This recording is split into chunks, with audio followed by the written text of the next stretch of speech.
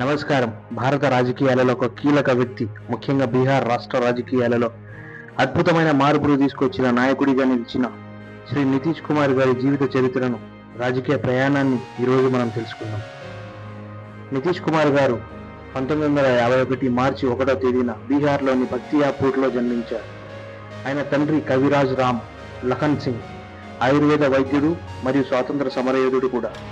మొదట Nitish Kumar mechanical engineer పూర్తి చేశారు. 1972లో బీహార్ కాలేజ్ ఆఫ్ ఇంజనీరింగ్, ప్రస్తుతం ఎన్ఐటి పాట్నా నుండి పట్టా పొందారు. ఆయన ఒక ఇంజనీర్గా బీహార్ స్టేట్ ఎలక్ట్రిసిటీ బోర్డులో కొద్ది కాలం పనిచేశారు కూడా. కానీ ఆయనకు సాంకేతిక వృత్తి కంటే ప్రజా సేవపైనే ఎక్కువ మక్కువ ఉండేది. 1970 దశకంలో జయప్రకాష్ నారాయణ్ జేపీ గారు ప్రారంభించిన సంపూర్ణ క్రాంతి, టోటల్ రెవల్యూషన్ ఉద్యమం నితీష్ గారి జీవితాన్ని పూర్తిగా మార్చేసింది. ఇది ఆయన రాజకీయ అరంగేటానికి పునాది వేసింది.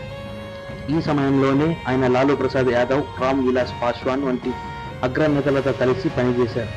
ఇది ఆయన రాజకీయ జీవితంలో ఒక కీలక మలుపు. ఆ తర్వాత 1980లో తొలిసారిగా బీహార్ శాసనసభ సభ్యుడిగా గెలిచి చట్టసభలో అడుగుపెట్టారు. 2 సంవత్సరాల తర్వాత నితీష్ కుమార్ గారి రాజకీయ ప్రయాణం కేంద్రం వైపు మళ్లింది.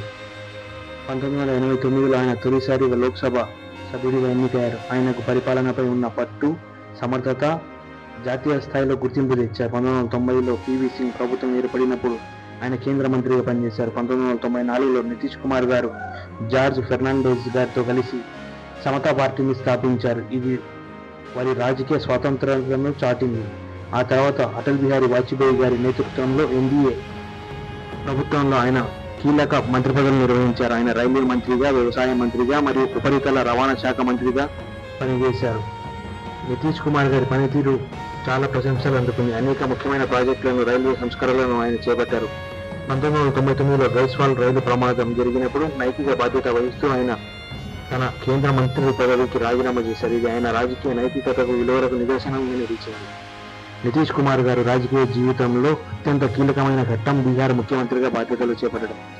2000 సంవత్సరంలో తొలిసారిగా ఆయన కొద్ది కాలం పాటు ముఖ్యమంత్రిగా ప్రమాణ స్వీకారం చేశారు. అయితే మెజారిటీ నిరూపించుకోలేక రాజీనామా చేశారు. 2003లో సమతా పార్టీ జనతాదళ్ యునైటెడ్గా మారింది. ఆయన రాజకీయ జీవితంలో అసలైన మలుపు 2005లో వచ్చింది.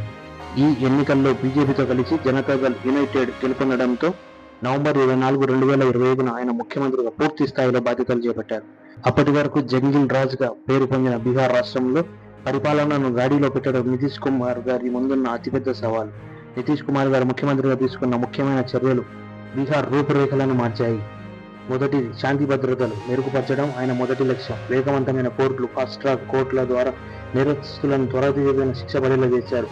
రెండోది, ఎడ్యుకేషన్, విద్యారంగంలో సంస్కరణలు చేపట్టారు. ఉపాధ్యాయుల నియామకాలు, పాఠశాలల మౌలిక వసతుల కల్పనపై దృష్టి పెట్టారు. బాలికల కోసం సైకిళ్ల పంపిణీ పథకం ప్రవేశపెట్టారు. ఇది బాలికలు పాఠశాలకు రావడాన్ని గణనీయంగా పెంచింది. మౌలిక సదుపాయాలు మెరుగుపరిచారు. రాష్ట్రంలో రహదారులు, వంతెనలు నిర్మాణంలో విప్లవాత్మక మార్పులు తీసుకొచ్చారు. గ్రామీణ ప్రాంతాలకు విద్యుత్ సరఫరాను మెరుగుపరిచారు. మహిళా సాధికారత, పంచాయతీ ఎన్నికలలో మహిళలకు 50% రిజర్వేషన్లు కల్పించిన రాష్ట్రాలలో బీహార్ ఒకటి. ఆయన పాలనలో బీహార్ వృద్ధి రేటు వేగంగా పెరిగింది. ఈ పరివర్తన ప్రజలకు పట్టం కట్టారు. ఫలితంగా 2010 అసెంబ్లీ ఎన్నికల్లో ఆయన కూటమి భారీ విజయాన్ని నమోదు చేసింది. అత్యంత ఆసక్తికరమైన అంశం ఆయన వివిధ రాజకీయ కూటములను మార్చడం.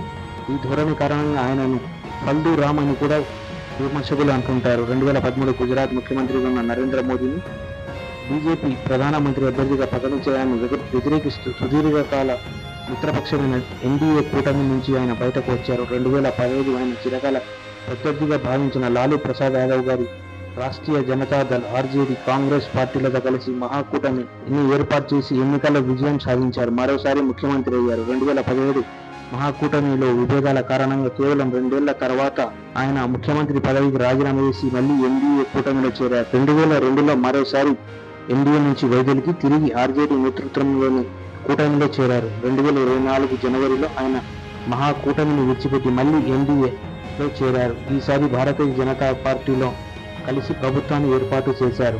నితీష్ కుమార్ గారి పాలనను సమీక్షిస్తే మొదట దశ 2005-2013లో గుడ్ గవర్నెన్స్ అందించిన నాయకుడిగా, బీహార్లో వృద్ధికి మార్గం చూపిన వ్యక్తిగా చరిత్రలో నిలిచారు.